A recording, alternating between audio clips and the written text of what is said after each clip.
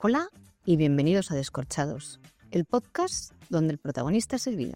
Así que prepara tus copas, coge el sacacorchos y acompáñanos en este viaje donde descubriremos la historia, los secretos y las pasiones que se esconden detrás de cada botella.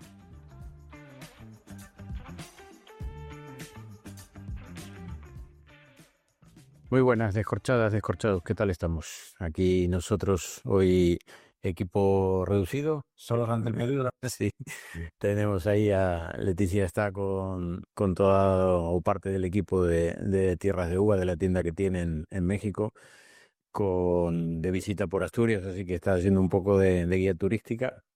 Y Felipe, bueno, lo tenemos ahí con una avería eléctrica un poco complicada en su local, así que estaba liado para estar con nosotros. Así que bueno, estamos aquí, Tanín y yo, frente a todo el peligro, como dice Tano.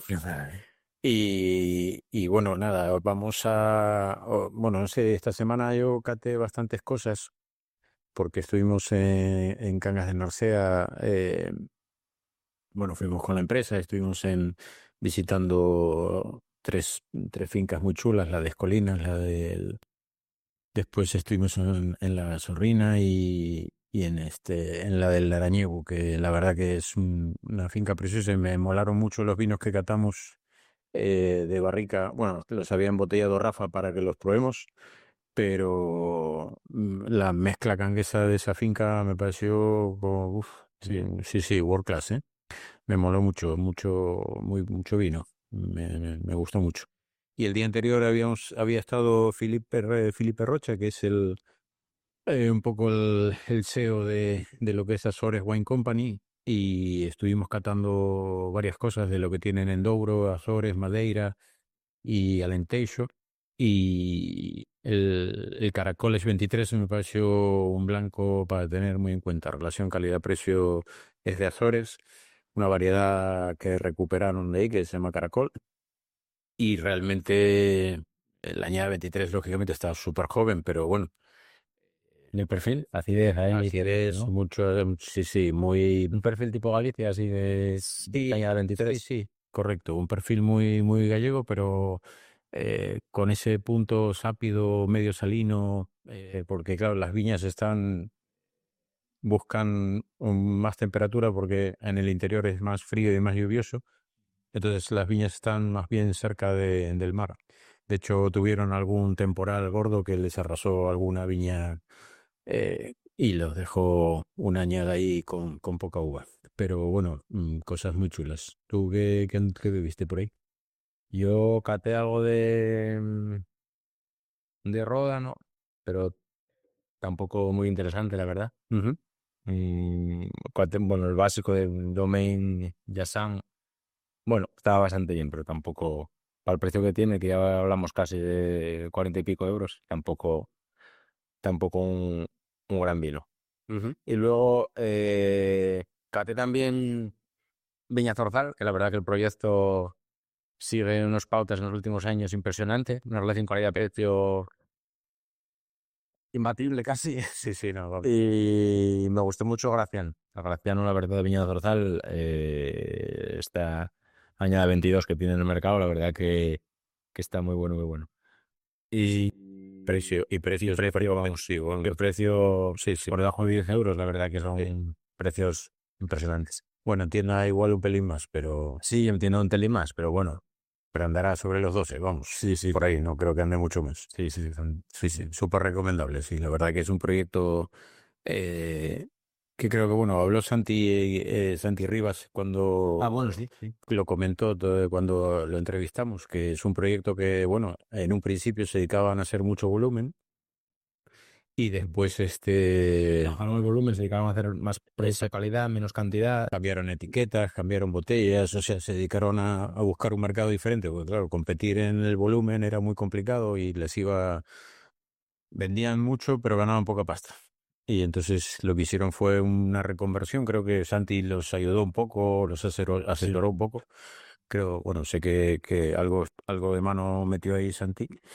Y, y la verdad que hacen unos vinos súper chulos y a unos precios súper accesibles, vamos. Así para tener en cuenta. Por otro lado, bueno, bueno, dos cositas que de algún oyente que preguntó, sí, que bueno, el otro día que hablábamos, cuando entrevistamos a Olga Verde, que estuvimos hablando con Feli, le comentó lo del tema de la cata ciegas de Castes y que, claro, mucha gente nos comenta o nos preguntaba por Instagram y tal, que hay gente que no sabe qué es lo de Castes, ¿no? Entonces, claro, y nosotros a veces lo damos por sentado y no nos damos cuenta. Y Castes es una feria que se realiza en Galicia, que es una feria que, bueno, van muchos productores, la verdad, es un fin de semana y hacen una cata ciega con los vinos de los productores que van. Sí, suele ser por parejas o tríos, ¿no? Pueden ser 3 personas, 2 o 3 personas. 2 o 3 personas, correcto. Y ahí, bueno, se cata ciegas, que bueno, para la gente que no sabe tampoco qué es una cata ciegas, llegan con un decantador, con el vino, blanco, tinto, espumoso o dulce, y te lo sirven en una copa y ahí hay que adivinar o tratar de descubrir qué es el vino que te sirven. Y después, bueno, tienes que acertar la variedad de uva, tenemos que acertar la añada, hay que hacer la zona, ADO y el productor. Productor y el vino, o sea, acertas el vino, ya.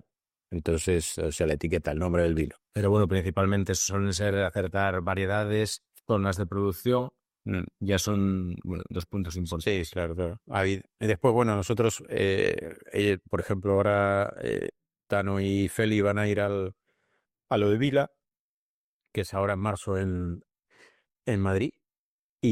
Por parejas. Y esa es por parejas. Y entonces ahí, bueno, ahí influye, ahí puntúan más el vino. Acertar el vino, acertar variedades. Claro. Y sin embargo, en el Campeonato de España que vamos, bueno, si logramos apuntarnos este año, lo tenemos en mayo, en ese se puntúa más acertar la variedad. Variedad y zona. Que bueno, a ver, lógicamente para acertar el vino completo hay que tener ahí un poco más en mente y tener una memoria de muchísimas. Es más Bueno, complicado. y al final, lo que pasa que lo que es estudiar el catálogo, pero bueno, Vila no siempre, pero un porcentaje alto son vinos de su catálogo, claro, pero bueno, si el catálogo tiene, no sé, 15.000 referencias, pues al final tampoco. Claro, claro. Son más tendencias que son más tendencias de consumo que puedan caer y la gente que controla más lo que es el mercado, la tendencia, pues puede llegar a acertar más con más facilidad. Sí, hombre, a ver, la primera ronda no suele ser tan compleja porque son vinos un poco más accesibles, pero lo que pasa es que después la segunda ronda hay que haber catado Gordo, o sea, gastando dinero, Claro. como es fácil. invirtiendo pasta. Claro, porque luego siempre cae un par de vinos ya de otro nivel económico que no siempre podemos acceder a ellos. Claro, claro, claro. Cuéntame un poco lo que estamos bebiendo ahora que... Estamos bebiendo de Germán Blanco, un viticultor que elabora en Bierzo, elabora en Ribera y elabora en Rioja también, y estamos viendo el Pepín Blanco, el blanco que elabora con Godello allí en Bierzo. Y bueno, yo no lo había catado, la verdad, este blanco, pero este blanco a priori es muy perfil vino de pasto, ¿no? Tiene que tener algo de oxidativa, o sí, ese punto salino que no te esperas en un vino del Bierzo, ese punto salino. Sí, Pero de extensión. hablando de lo que hablábamos de catar a ciegas, vamos, esto si te lo pones a ciegas no lo llevas al Bierzo ni de traca, vamos. Porque ese puntito oxidativo, ese punto salino... Lo llevan más al sur, lo que pasa es que bueno, la acidez también es una acidez, Sí, acidez bastante cítrica también, que te puede recordar un poco. Sí, bueno, habría que en ese momento que no sabes por dónde disparar, pues igual Pepín Blanco, Casa Aurora. Únicamente que justo tires un triple y aciertes. Bueno, sí, que suele pasar. Pues sí. No acertar, pero tirar el triple.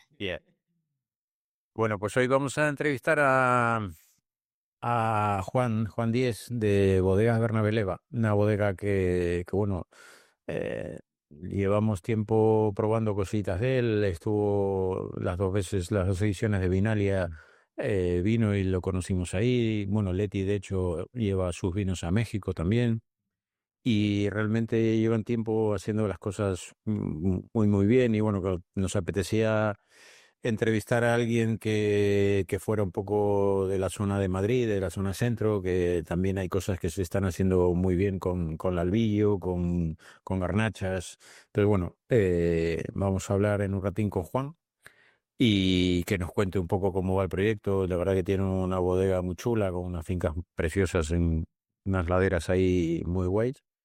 Se puede visitar la bodega, tiene 35 hectáreas, bueno, es un Tienen, proyecto chulo. tienen turismo, tal. Sí, sí, sí, sí.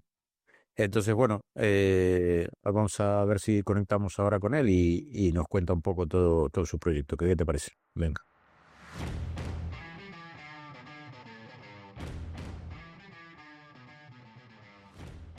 Muy buenas, estamos con Juan Díez de la bodega Bernabé Leva. ¿Qué tal? ¿Cómo estás, Juan? Que nos te saluda. Muy bien, ¿y tú? Bien, ¿Qué bien. tal estás? Veo que estás ahí a la carrera, te pillamos hasta en el coche, que para que no te da tiempo a nada. Hoy me decías que ibas tarde a todo, ¿eh? Sí, después de mucho tiempo ahí bastante parados y tal, ahora entre la temporada de las ferias y que han empezado a entrar pedidos, Ya. no vamos a verlo. Se acumula el trabajo. Nada, para bien, por fin. Que sí, que sea correr por trabajo que esté bien, ¿no? Que es lo interesante. Y para facturar y poder vender y cobrar. Sí, Oye, Juan, cuéntanos un poco, bueno, preséntate un poquitín, a ver, que nos cuentes un poco sí. tu historia, un poquitín resumida, pero bueno, que nos cuéntanos un poco.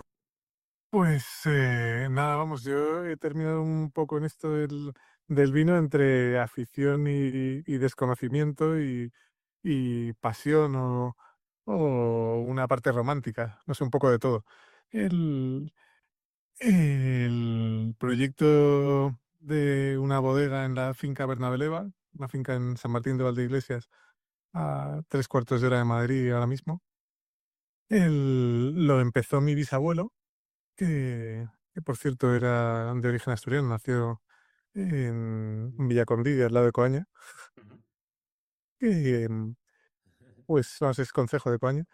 Él estuvo haciendo vino entre 1925 y 1939. Ya después de la guerra civil no pudo seguir, pero transmitió a mi abuela y a sus hijos la pasión por esta finca y el interés por el vino. Y entonces a todos nos ha llegado un poco esa ilusión por ese proyecto frustrado y el cariño con que lo montó y las ganas de continuarlo o reempezarlo, ¿no? En algún momento. Y bueno, en el caso de mi madre, ella estuvo a mediados de los 60 al cargo de la finca y de la elaboración de vino. Fue a la escuela de la vid en Madrid, fue la primera chica allí Mira. y ella especialmente ilusionadas. Pero a mi padre lo mandaron 2 años a Estados Unidos y se fueron allí los dos. Y cuando volvieron se encontraron que la hermana pequeña de mi madre había sido la que había tomado el relevo y digamos que fue poco afortunada con la elaboración y se volvió a cerrar la bodega familiar y se empezó a llevar la uva a la cooperativa. Y entonces ya, pues, durante un tiempo, pues era como resignación lo que tenía mi familia. Se llevaba la uva a la cooperativa, se pagaba suficientemente bien la uva y aparte, pues en aquellos tiempos me imagino que la mano de obra, vamos, me imagino no, que lo he visto porque mi abuela registraba todo, era escandalosamente barata. Ya. Y entonces, pues así sí que se podía mantener, aunque solo fuera eso, la viña en producción, ¿no? Para que luego, aunque te pagaran poco, pues que siguiera siendo rentable. Y esa espinita seguía ahí. Y, y cuando falleció mi abuela, pues nos lanzamos. Ya vimos que aquello era insostenible, que solo se podía seguir eso, pues, cuidando del viñedo para llevar la uva a la cooperativa si tenías mucho músculo, ¿no? Y Ya. ¿Cuántas hectáreas trabajabais en la que se trabajaba en aquella época? 35, 35. sí. Las mismas que actualmente, ¿no? Por lo que ¿Perdón? las mismas que actualmente, que tenéis 35, ¿no? Ahora tenéis... Sí, ahora mismo tenemos un poquito más. Ah, bueno. Sí, hemos plantado casi 5 hectáreas, muy poco a poco, pero unas en rincones escogidos y otras lo que hemos hecho ha sido arrancar zonas que estaban muy deterioradas y reponerlas. Y, y también hemos alquilado viñas que habíamos ido probando la uva, habíamos ido comprando desde 2007, habíamos ido comprando uva de viticultores que nos gustaba cómo trabajaban y en algunos casos hemos llegado a acuerdos con ellos y también hemos comprado alguna parcelita a partir de eso. Pero vamos, digamos que estamos de retirada en cuanto a crecimiento, estamos desbordados con tanta superficie, aunque los rendimientos luego son muy bajos Bien. y entonces no tenemos mucha producción de vino, pero al final es desbordante la cantidad de parcelas, que son más de 50, que terminamos atendiendo. Es que al final da mucho trabajo, tengas o no lo más o menos producción, el trabajo que da de campo es, incluso igual da más trabajo el intentar tener poca producción. Sí, a veces sí. Sí. Y ¿Y nada, entonces, Tú cómo decidiste, porque tú te dedicabas a la arquitectura o estudiaste arquitectura y de golpe un día te cogiste ahí y dijiste esto lo cojo yo por los cuernos y lo pongo a funcionar o cómo fue? bueno, me fue enganchando poco a poco. Digamos que eso, pues mi abuela falleció poco después de que yo entregara mi fin de carrera y, y empezamos a dar vueltas, ¿no? El primer año llevamos la uva a la cooperativa, el segundo no la llegamos a recoger y luego empezamos a llevar parte a la cooperativa y parte venderla fuera de la cooperativa, que resultaba mucho más rentable, pero menos gratificante todavía que por lo menos en la cooperativa estabas participando en algo que de alguna manera era parte del desarrollo del pueblo. Y, y con esto de la venta de la uva, pues era algo que al final me quitaba mucho tiempo y me daba muy pocas satisfacciones. Y entonces yo quería volver a ese sueño de la infancia, de qué se puede hacer aquí, qué es lo que tenemos aquí, hasta dónde podríamos llegar, ¿no? Y con un optimismo quizá patológico, pensando que eso, pues que nos íbamos a poder permitir esto con eso, pues también un poco como hobby, pero que terminamos, íbamos a impulsar un proyecto autosuficiente, ¿no? En la Ujú. finca para poder permitirnos seguir teniéndola. Y en aquel momento las propietarias eran mi madre y su otra hermana. Y, y nada, poco a poco pues me he ido absorbiendo. En 2006 conocimos a Raúl Pérez a través de Andrés de la Figaleña y le ilusionó el echarnos una mano y nos montó el equipo, inicialmente con Marc Sarta al frente de la bodega y el día a día, luego ya como enólogo titular y ahora mismo está Miguel Chimeno, que vamos, prácticamente eso, bueno, pues llevaba ya 4 o 5 años con Marc cuando tomó el relevo y por el camino pues yo fui cada vez metiéndome más en la bodega y dejando también, digamos que me ayudó un poco la crisis de 2008 y todo lo que vino después para tener más tiempo para dedicar a la bodega. Y en Menos mal que 2000 todavía no ven al final, ¿eh? sí, sí, sí. En 2012 hice el máster de la Politécnica aquí en Madrid y ya eso fue el remate, vamos, y desde 2015 es prácticamente mi dedicación a esto. Sigo llevando alguna otra cosilla, pero vamos, el, casi mi mayor vínculo con el Colegio de Arquitectos ahora mismo es la tarjeta de aparcamiento. Y la, Yo y la matrícula. ¿no? Sí. Bueno, Y un poco del tema de los vinos de esa zona, de Greros, Garnacha y demás, ¿cómo definirías el carácter de esos vinos, ¿no? O sea, o cómo, qué vino eh, bueno, ¿qué vino os gustaría elaborar? ¿O qué vino os gusta elaborar? ¿O qué carácter de vino queréis elaborar ahí en Pues, Bernabéu? em, pues vinos frescos y de paso rápido en general, que, que por encima de la sensación física esté la aromática y la de limpieza de la boca, un resto ahí de salinidad que es en la zona de San Martín, que quizás sea la más baja o de las más bajas de lo que llamamos gredos. Eso pues que te dé ganas de comer, ¿no? Vinos que acompañen bien la comida y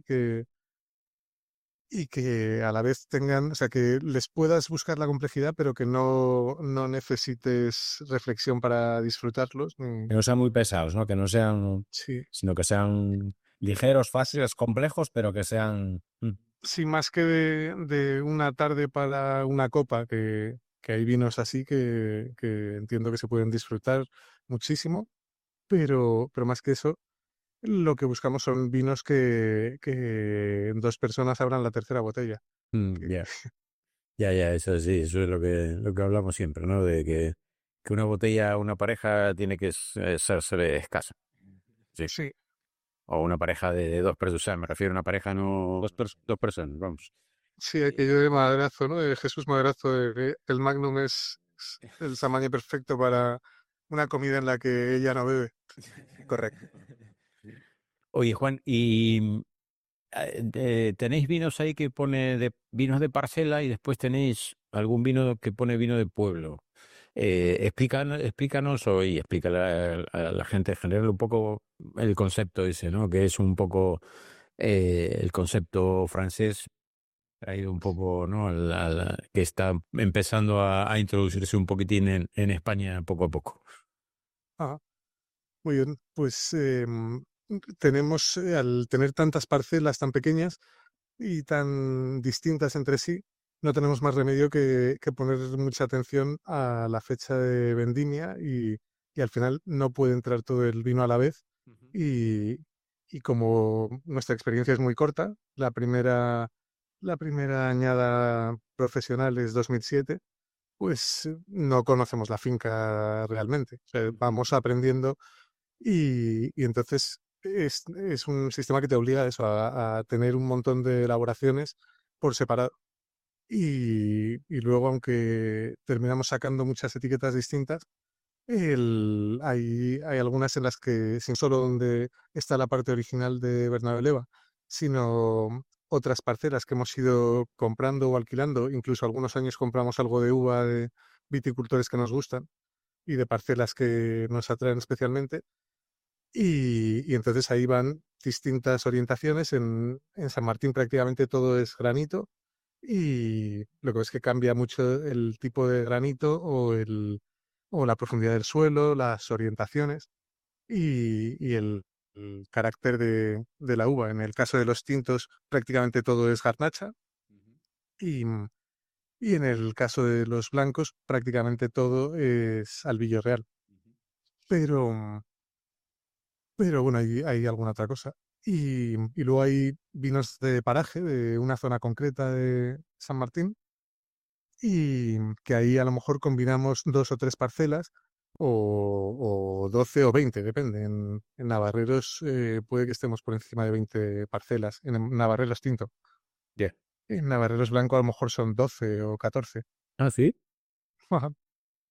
Y en el Y luego hay vinos que son de una zona ya un poco más concreta, entonces ahí pues a lo mejor no termina de ser un vino de parcela porque a lo mejor hay dos orientaciones y hay distancia entre una y otra.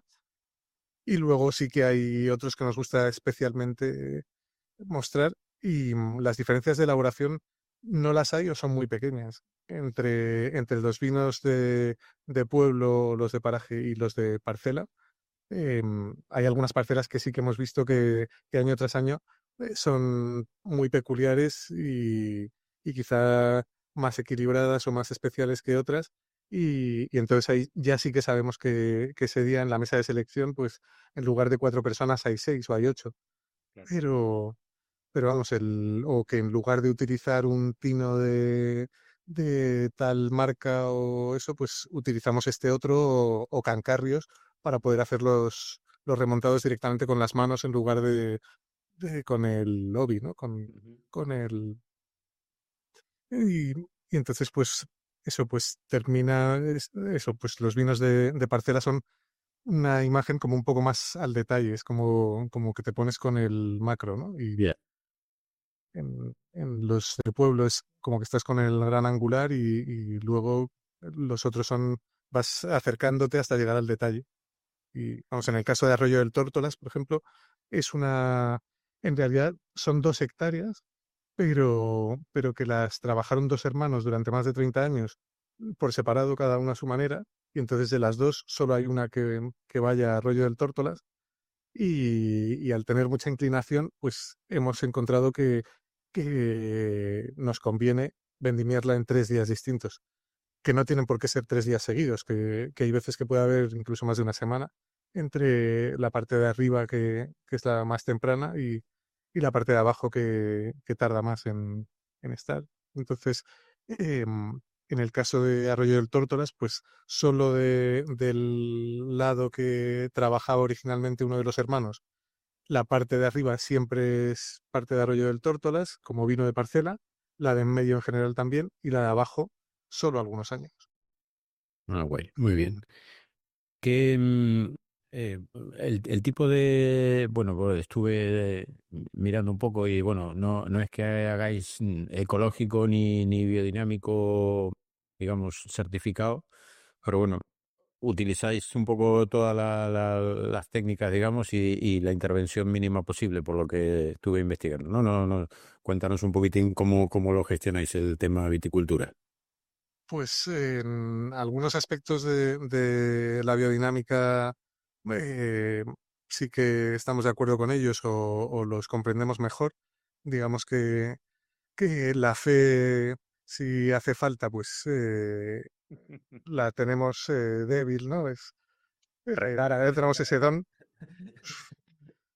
pero, pero si trabajamos en ecológico, no hace falta no trabajar en ecológico en San Martín. Las condiciones son muy buenas. Bueno, este año hemos tenido mildew y nos ha pillado bastante porque no estamos acostumbrados tampoco, pero y como una bendición para la próxima añada, la cantidad de agua que tuvimos el año pasado. Ya, ya. Em, ahora estamos certificados prácticamente en toda la finca y prácticamente en todos los vinos, pero, pero vamos, la única diferencia que hay desde entonces es que tenemos que rellenar más formularios con la misma información, pero en otras ciudades o con... bueno, sí, y tenemos más tasas que pagar y que pues algunos importadores como los suecos, por ejemplo, están muy contentos de que ahora lleven el sello las etiquetas de los vinos y otros como el americano prefieren taparlas o prefieren, sí, que... Es de curioso. bueno, pues eso decías, hacerlas. Porque los americanos yo creo que deben de entender por ecológico algo más natur y más, ¿no? Yo creo, y no tiene Por un lado, a lo mejor sí les da miedo por eso, que vaya a ser un poco cosa de la rosca, muy controlable el vino, ¿no? sí. Y por otro también la falta de homologación de procesos, yo creo, entre lo que para la Unión Europea o para una comunidad autónoma concreta es ecológico y para otros no. Vamos, a mí me parece que los niveles de exigencia son bastante bajos, que están pensados para facilitar mucho que te puedas acoger a la certificación. Y yo creo que facilitan mucho que te puedas acoger a la certificación, sobre todo en zonas como la nuestra, que entiendo que es mucho más fácil que en Asturias o Galicia por el número de tratamientos Ya. que podemos permitirnos hacer o no hacer. Pero eso, o sea, es que no hace falta trabajar de otra manera. De hecho, sí, perdón, No, sí, luego te pregunto.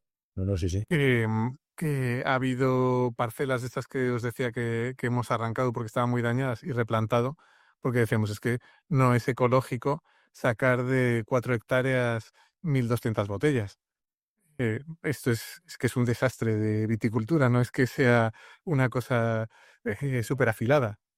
Y en eso, pues parcelas como Carril del Rey para sacar al final pues los mejores años 1500 o 1800 botellas, estábamos gastando una cantidad de gasoil y de tiempo que dices, es que la huella que estamos dejando es peor. Y claro.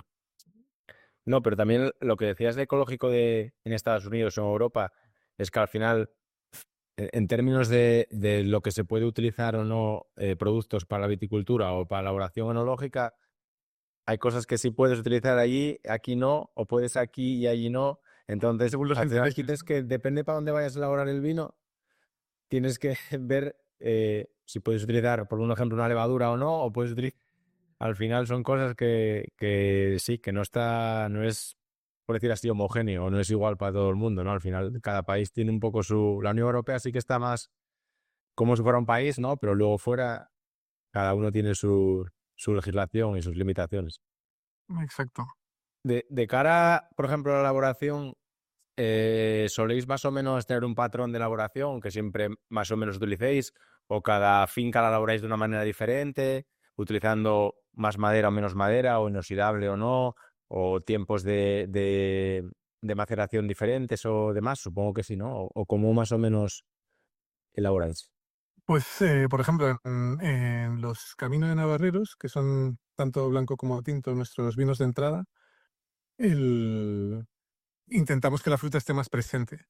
Entonces, en el caso del blanco, hacemos muchas menos maceraciones y en el caso del tinto, además de ser más corta la maceración, por ejemplo, utilizamos algún depósito de hormigón que tenemos que facilita esa presencia de la fruta en primer plano.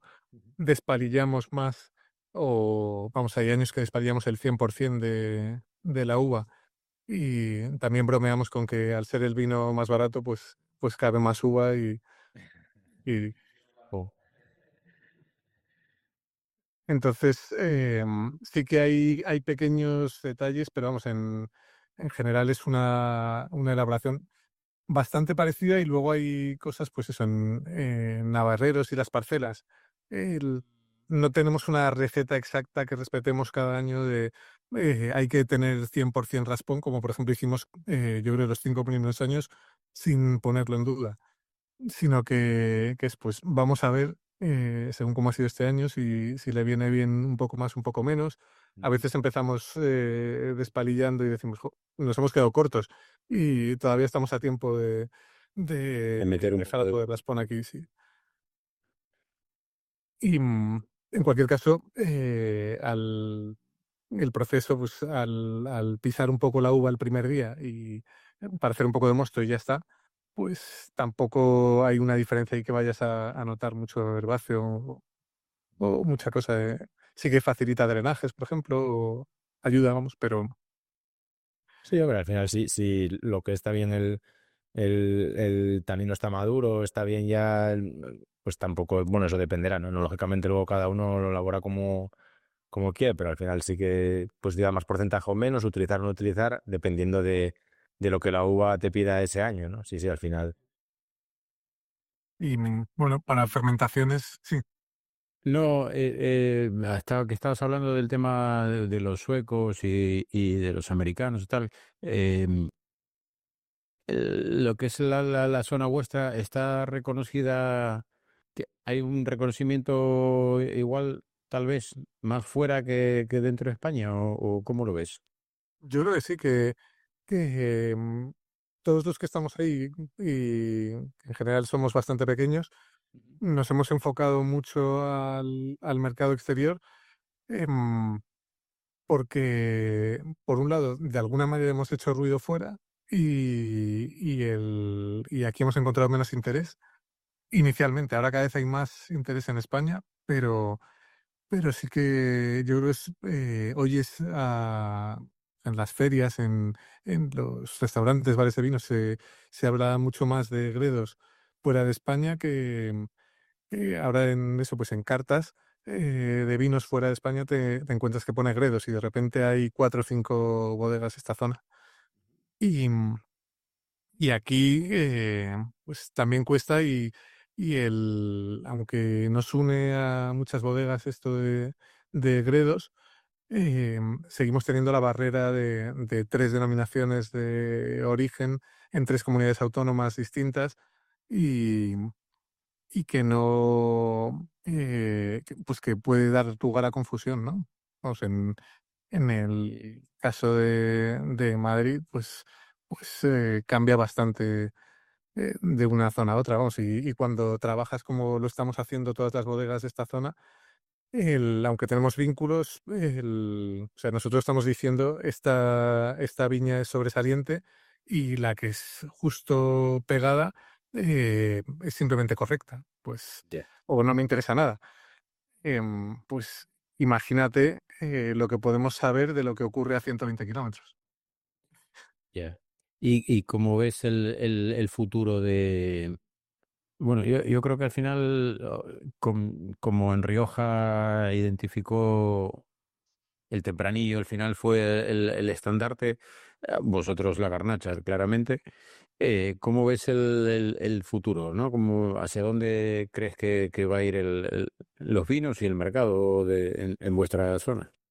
Yo creo que la garnacha va a seguir siendo la protagonista, pero que puede haber más interés o puede crecer por otras variedades que siempre han estado presentes en la zona y que han quedado un poco atrás, ¿no? El albillo no ha dejado de estar presente, pero entre lo difícil que es viticultura y lo poco agradecido que puede resultar a corto plazo o con impaciencia, em, pues es fácil echarse atrás, ¿no? Y cosas como, pues con los pHs que tenemos, no es necesariamente malo para el vino tener acideces en términos de tartárico bajas. Y, y ¿Qué tenéis pHs altos en blancos o qué? no, los pHs son en general muy bajos. Estamos entre 3,1 y 3,2 normalmente. ¿Y en blancos hacéis maloláctica o algo así o no? Intentamos que no lo haga. Ya depende, ¿no? Hay veces que... Sí, a veces se nos escapa, pero intentamos que no ocurra. En los tintos sí que nos gusta que eso, pues otras variedades como la garnacha blanca, por ejemplo, que es de mucha tradición en la zona y todavía queda viñedo viejo de garnacha blanca, acaba de publicarse, me parece que ha sido en diciembre, en el BOE, que se pueda plantar en Madrid. Y creo que estamos pendientes de Bruselas para que publiquen la modificación del pliego de la ADO y que entonces se puedan elaborar vinos con garnacha blanca. Hay otras como la Listán Negro, me parece que también está aprobada ahora y en la misma fase y te encuentras plantas de Listán. Creo que con las variedades también se ha pecado de excesivamente estricto, ¿no? En algunos momentos, y cuando se ha abierto la mano se permitían las mismas 4 o 5 francesas que 10 kilos de más. en general sí no se adaptaban demasiado bien siempre, ¿no?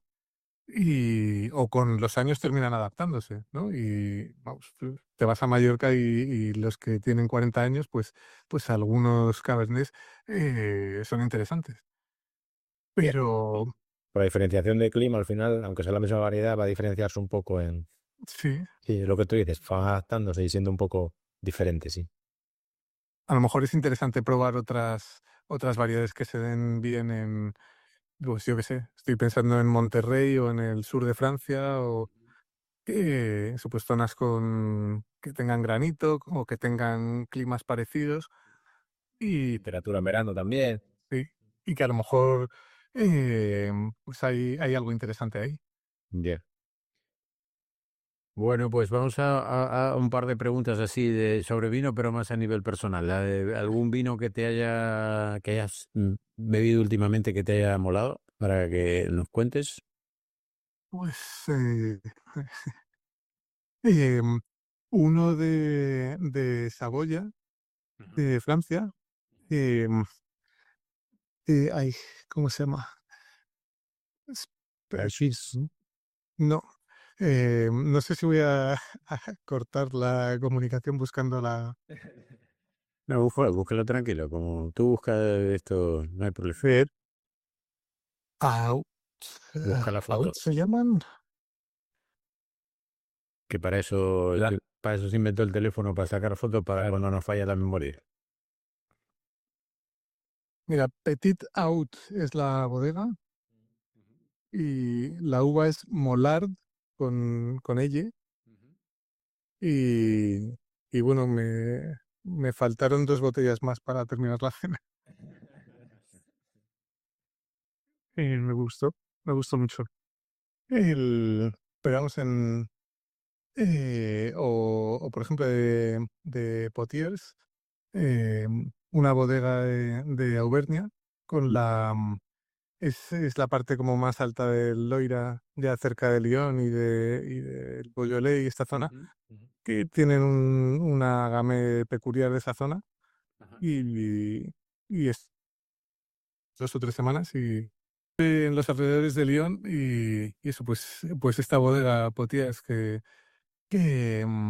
me gustó muchísimo lo que hacen y, y también ¿cómo se llama? En Morgón también me gustaron muchísimo sus vinos unos lo digo tal y como se escribe porque mi pronunciación es horrorosa, Desviñes. Ah, sí. Sí, Y, sí, lo tenemos catado.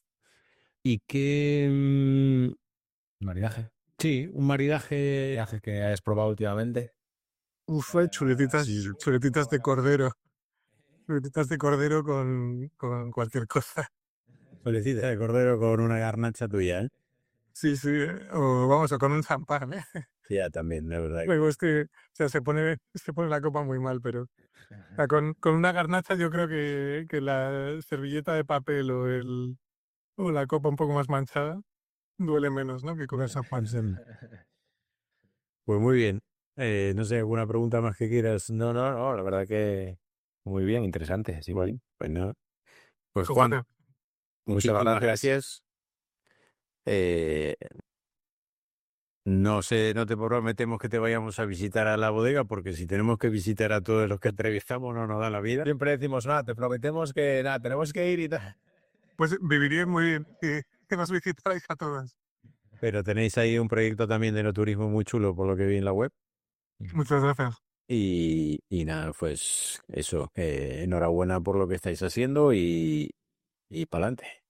Muchas gracias. Y ya nos vemos por las ferias, como en vez de por los bares. Muy bien. Vale, bueno, un abrazo. Pues hasta pronto, Tano. Un abrazo. Un abrazo. Hasta luego, adiós. Pues- Hasta luego.